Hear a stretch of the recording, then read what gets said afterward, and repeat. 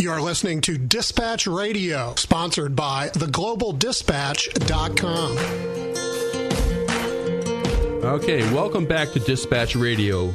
Joining us right now to talk about some of the issues in the Middle East and Washington's response to it, we have Daniel McAdams. Daniel's the Executive Director for the Ron Paul Institute for Peace and Prosperity. Hi, Daniel. How you doing? Great. Good to be with you. I'm glad to have you. Well, there is so much going on. Where do I start? I think I'll start with Iran. And there's a lot of news that's going on that you're hardly hearing. Earlier this week, the House of Representatives voted overwhelmingly, 400-20, to approve a new round of sanctions against Iran in an attempt to try to dry up their oil exports. Now, the new president, Hassan Rouhani, is scheduled to be inaugurated tomorrow, I believe. And he's, at least unless I'm being fooled, he's more moderate, more measured than his predecessor. And he actually acts like he wants to talk to us. This bill is going to be headed to the Senate, where it is also likely to pass. What do you make of all this? Well, I think it was kind of a preemptive strike by Congress. And, you know, Congress operates under this sort of... Pardon me. I'm sorry. Congress operates under this false idea that sanctions are these sort of harmless things that you can introduce, as sort of like disciplining a child or something. They believe often that it can be something instead of war to get other countries to do what we want, when in fact sanctions are an act of war. They certainly are a precursor to war. If you look at the debate when they were bringing up this bill this past week, I think it was Representative McDermott said, "We've seen this movie before. We went through 10 years of sanctions on Iraq, promising us that this would prevent war, and we went to war anyway, and now Iraq's in a worse place than it was before." So there is a herd mentality on the Hill, and if everyone's getting on this sanctions bill, nobody wants to be seen sitting there on the station platform when the train pulls out.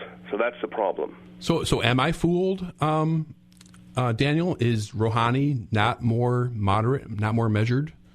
Well, the interesting thing about Rouhani was when he was the nuclear negotiator, he was he was the one who helped set up this lengthy period where they suspended their enrichment of uranium. And it was a sign of goodwill on the part of Iran. And the United States, unfortunately, responded by adding more sanctions to that period. So they missed an excellent opportunity where there was at least something being offered to the U.S. Let's build on this. And so he was the one who was behind that. So I think there certainly are some good signals. And, of course, he ran on a platform of, I want to stop us being so isolated. He's apparently a fluent English speaker. And so he certainly would be the person to start negotiating with. It doesn't mean that he would be to the liking of everyone immediately. But if this is someone who wants to open the door to better relations, why would you slam the door with these new sanctions on the eve of his inauguration? Exactly. Not even giving him the opportunity to establish his administration. So there's a reason for it. They don't want this opening. The people who are saying we want diplomacy do not want diplomacy. What they want is they want Iran to be taken to its knees, unfortunately. Sure. Yeah, and the saber rattling has been pretty harsh the past few weeks. You know, we've had Lindsey Graham come out, says he wants to introduce a resolution to authorize war by the fall. John Bolton's in Israel telling them they should have attacked Iran yesterday.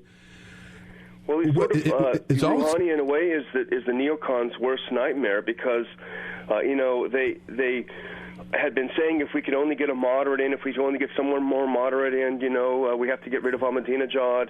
And they finally got what they wanted, and now they don't know what the heck to do. So they're basically just pretending it never happened. And what's interesting, if you listen to the debate, and I watched it closely on this sanctions bill, during the presidency of Ahmadinejad, he was this all-powerful tyrant, all-powerful dictator, he in person and the office of the presidency. And now member after member came to the floor and said, the president has no power at all in Iran. It's all the supreme leader. The president is just a figurehead. So they turned on a dime with their rhetoric. Yeah, I mean, I can't believe all this belligerence is doing America any good. Let me give you a three-pronged question. Realistically, how much of a threat do you believe Iran is to the United States, one, to Israel, two, and do they have the right to have a nuclear weapon? Well, that's a tricky question. I don't think it's, and I know Congressman Paul would say this too, and this goes for Iran, for Israel, for any country. The U.S. does not have the right, the moral right or the legal right to tell any other country what it needs to do for its self-defense. So what really, the last part is not a question we can or should answer. There's certainly, we have to think of the repercussions if something like that happened, as we would for any country that had something like that that could harm us. But it's not our place to say that that they can or cannot or should not have whatever they believe for their defensive purposes. Whether it's a threat or not, this is the other problem. There, everything is a potential threat. So this started in the Bush administration, where you have to act on any remotely potential threat. And what does that do? It irritates the heck out of the rest of the world, particularly those who are on the receiving end of our drone attacks, and it actually turns a theoretically potential threat into a real threat, because you turn the population against the U.S. When you start these aggressive measures, and indeed, in the case of the drone warfare, murderous ventures. Sure. Let me turn to Syria real quick, and possibly the most disturbing report that I saw this week, which was hardly covered at all, was the one McClatchy put out about how the Senate Select Committee on Intelligence, which voted on arming the Syrian rebels, are doing it under a cloak of secrecy. No public debate, no public vote, and they're saying it's classified. Now, me, as a resident of the state of Florida, I want to know how my junior senator, Marco Rubio, is voting. I want to know what his thoughts are on this for future elections. Do I not have the right to this? You were a former congressional aide, congressional advisor. What are your thoughts on that? It's just absolutely outrageous, isn't it? I mean, this is like something out of the Soviet Union or Cuba or North Korea. It turns the idea of representative government completely on its ear.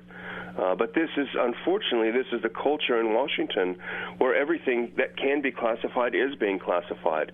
And that's one of the problems you have with all these whistleblowers.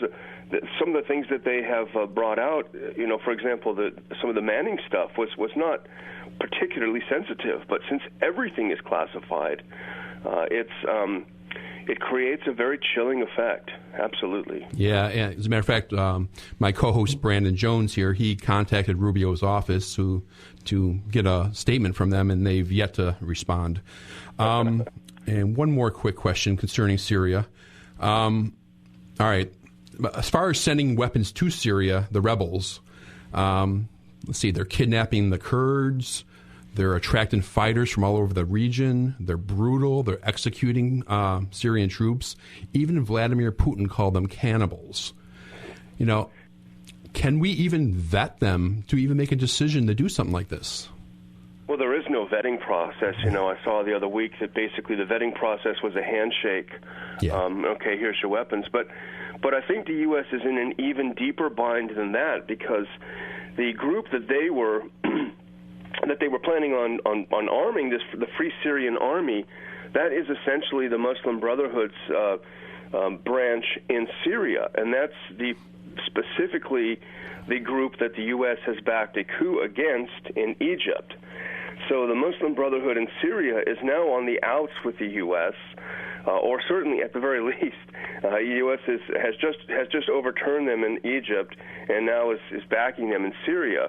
But what's clear is, just as in Egypt, where the groups that were aligned with Saudi Arabia, the al-Nusra Front and the others, have been on the ascendance in Syria. And, of course, they've always been the best fighters. They've been the most ruthless fighters. Right. The FSA has mostly been sort of marauding gangs. But the Islamists, the extreme Islamists, are the ones that have the goal and their particular goal in mind, and are the most effective fighters. So the U.S. is in an enormous bind. It's the more it intervenes in the region, the deeper a hole it digs for itself. Yeah, and this is just a statement I want to make. This is not a question for you, but there are people in Congress that are calling for more activity, maybe a no-fly zone. And General Martin Dempsey, he's the chairman of the Joint Chiefs, warned that establishing a no-fly zone would be an act of war, obviously, but would cost the American taxpayer $1 billion a month. And there's almost everything is on the ground. What exactly would a no-fly zone accomplish? Anyway, I have to get away from Syria because of time, Daniel, and I'm going to turn over the questioning to Brandon, who's going to talk to you about Egypt and Benghazi. Okay.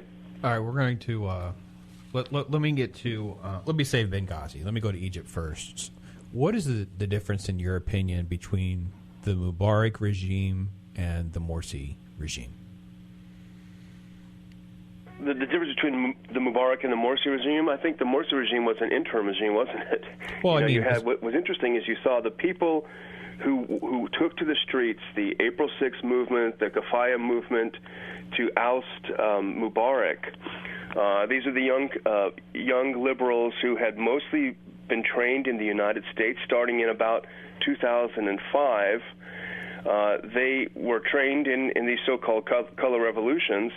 They were the real force behind getting people to Tahrir Square when Mubarak was overthrown. And these are the same people. They changed their name to the Tamarud movement, but these are the exact same people, led by the exact same people, who took to the streets then when it was time to overthrow Morsi. So these are, you could say in a way, the puppets of the U.S. who are changing these regimes when necessary.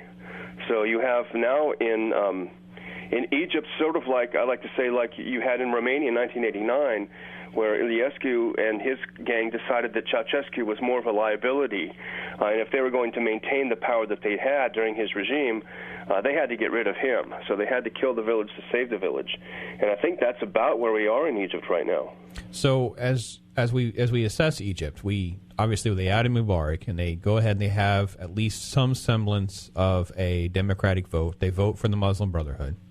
Muslim Brotherhood lasts for about a year. Basically, we have the same characters, changing names, changing outfits, for lack of a better term, to protest and remove Morsi. And now we're seeing violence, calls of the Egyptian military to maintain peace, but we're asking a third of the population that backed the Muslim Brotherhood to not be violent. Is there any end to this cycle, though? Because no matter who we put back in power, there's going to be two-thirds that'll be outraged and then could be mobilized to protest again, and the cycle can just keep continuing. Am I assessing any of this wrong? No, I think you're absolutely right, and I mean we have this in the U.S. too. I mean, what about all the people who didn't vote for Obama? Most of them are pretty irritated too. But it's not solved by a coup in the streets, and the way that the U.S. government gets around it is simply to torture the English language, to waterboard the English language. If you see Secretary Kerry this past week was in Pakistan, and he said, "Oh no, this wasn't a military coup. They were restoring democracy." Which is so absurd on its face, right. that it's laughable. Not to say what that the Morsi government was terrific, or that we would have supported it. However, to call clearly a military coup as the restoration of democracy is just mind-boggling. Well, we probably could talk about Egypt more, but sadly. And good, I guess, is that Benghazi, at least some news has finally broken. I don't know that the mainstream press, Bob, you were saying that you hadn't really seen a whole lot of people paying attention to the Benghazi news, which is actually... Yeah, very little. We're going to pat ourselves on the back a little bit here, Daniel, because we've been basically saying and reporting as the news site we are to what actually happened in Benghazi. And this week we had a little bit of that confirmed. Now, before I get to a lot of what came out this week, in your opinion, why do you think Ambassador Stevens was in Benghazi on September 11th, 2012? Yeah, it's a great question. I have seen some of your coverage. It's been very good. That's the $1 million question. If he had this meeting with this Italian diplomat there, apparently that was the last thing he did before he was killed. And I'm sure you all know better than I do. But it was very curious. Why would you go to some place like that was very unstable? You certainly could have met him at the embassy in Tripoli. So that, indeed, why was he there, and who else was there, and what were they all doing that night? And you're right, some things are coming out. CNN had a piece. I think the Telegraph in the UK had a piece that took off from there. And maybe we are seeing some of the things that probably you and I have both speculated on for the past year or so. Yeah, we've had a lot of sources that spoke to us, and we still have some folks that won't come on the air with us because of the NSA surveillance. So we mentioned that right before we talked to you. And people are afraid in our government to even tell the truth. And one of the things that came to light this week, which, again, this is, I think you kind of said something very similar. I think how you're going to respond to this is the CIA is now doing monthly polygraph examinations to ensure that these folks that know the truth are not talking to, quote, any source, the media, or Congress. Daniel, I mean, it's just shocking, isn't it? It is, and I think they generally get those. I think every couple of years, I think they go through the polygraph. So this is a very specific and targeted polygraph for this specific episode. And if it's true, then it certainly. I mean, if we had any kind of Congress, that should be a red flag for them. This screams cover up, and unfortunately, both sides. Both parties are looking only for their short-term political gain. And so if you see the Republicans screaming about it, it's not because they really want to know what happened, because, in fact, they were all supportive of the U.S. policy in Libya in the first place, the U.S. attack on Libya in the first place. So whatever interest they have, I mean, I shouldn't be so cynical, but it seems to be only for political gain. But this should be a red flag. This is a cover-up. Yeah, absolutely. And we've been talking about this way back when it first happened. And, we can say it now because Representative Wolf went public this week. He confirmed things that we had been saying, and we had been saying more privately than just on the website, was that we were there moving guns around. So Representative Wolf has gone public to elaborate on some stuff, to saying, listen, I have people that are coming to me. I have people that are calling me, as we do at the Global Dispatch, saying we were moving guns. Yeah. Does that even surprise you, though? Probably even more than guns. I mean, it was probably some sort of shoulder-fired missiles that they were sending over to Syria, because that's what the rebels were calling for the most. Yeah. But no, it doesn't surprise all. And I mean, I'm skeptical about Wolf because he's one of the biggest backers of war in the House. So this may be sort of a dangle or something. And when it finally does come out, they may say, well, heck yeah, that's what we were doing. We had to help these wonderful rebels who were fighting this horrible tyrant. So, I'm cynical, but I guess that's what will happen if it even does come out. And most people in Congress support the attack on Libya and support the arming of the rebels. So, if the heat gets too much, they may just throw up their hands and say, well, heck yeah, that's what we're doing, and it's for the good. Is there any good guys or bad guys in these scenarios? Libya, Syria, for instance, are the best examples, but even Egypt. Is there even a side that we can back, in your opinion? Yeah, you hit right there to the crux of the issue. We should not be backing sides anywhere. And our criticizing the rebels by no means means that we are somehow supporting Assad. And the same was true in Libya. Of course, that's what they try to say. Oh, you love Gaddafi. That's why you are opposing this attack. No, we're opposing the attack because we know we've seen this, as we say, we've seen this movie before. What happens to Libya after the attack is that it becomes worse than it was before. And that is certainly the case, will be the case in Syria. Look at the Christian minority in Syria and how they've been decimated by these extremist rebels. Things will be worse after the people we're backing are victorious. If they are, it doesn't look like they will be now, thankfully. But there is no one to back. That's the essence of non-interventionism, and that's really what we're trying to do with the Ron Paul Institute, which, by the way, it's ronpaulinstitute.org. I hope people will take a look at our website. But we're continuing Congressman Paul's work in saying that you cannot support one side or the other. You can't take sides because you end up with just a mess. And everywhere we look, it's a mess. Speak to that in more detail there, your work at the Institute, because obviously Dr. Paul always faced this, and people that speak on the foreign policy in the manner that we have today always are talked about being isolationist and that kind of thing. Explain the ideology difference between national defense and non-interventionist and that kind of thing so our listeners understand. Sure, and there was a piece in the Washington Post by Dana Milbank this week where they love to conflate the idea that non-interventionism is isolationism and that the radical interventionism of the neoconservatives is somehow moderation. It's being statesman. It's being worldly.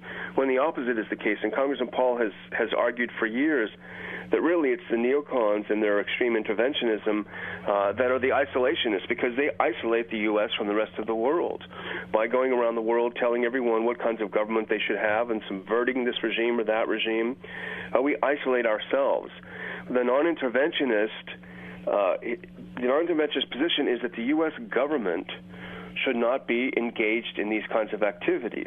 However, U.S. private citizens should be as engaged as they like overseas. And indeed, if we weren't pushing people around all over the world, it would be a heck of a lot easier for Americans to travel, to do business overseas. It's the neocons who won't let us do business with Cuba or travel to Cuba. They're the ones who are isolating the Americans. So no government pushing around other people, other countries, but American citizens being actively engaged as much as possible. And it's good for peace. It's good for peace for Americans to get to know the rest of the world, to interact with others. So we are the opposite of isolationists. The opportunity we've had to talk to you has been fantastic, and I hope we can have you on again in a month or so and do an update again on a lot of these different topics, because I think what I have found in the news now that we're competing with other news agencies, is folks don't have a lot of time, and they're getting what news they can get maybe when they get home from work, on the radio when they're driving, but most folks are listening to just local news. They find out what's going on in their city. They might have a crime story here and there. A few things bleed over from headlines, but what is absent from all of that is foreign policy. We talked to somebody, and they didn't even know what Benghazi was. I know they can't find it on a map. They didn't even know what we're talking about. Did we not, Bob? I mean, that was what we had. Yeah, it was frightening. It was just the this is a harsh term, but the ignorance of so many people. And a lot of these stories that we're talking about, you can barely find them on cable news and stuff like that. I mean, sure. Daniel, it's got to just make you so upset whenever you turn on TV. They're talking about Anthony Weiner and Bob Filner, and meanwhile, our Congress, our NSA, our IRS, everything is just spiraling into a world that we can't even recognize.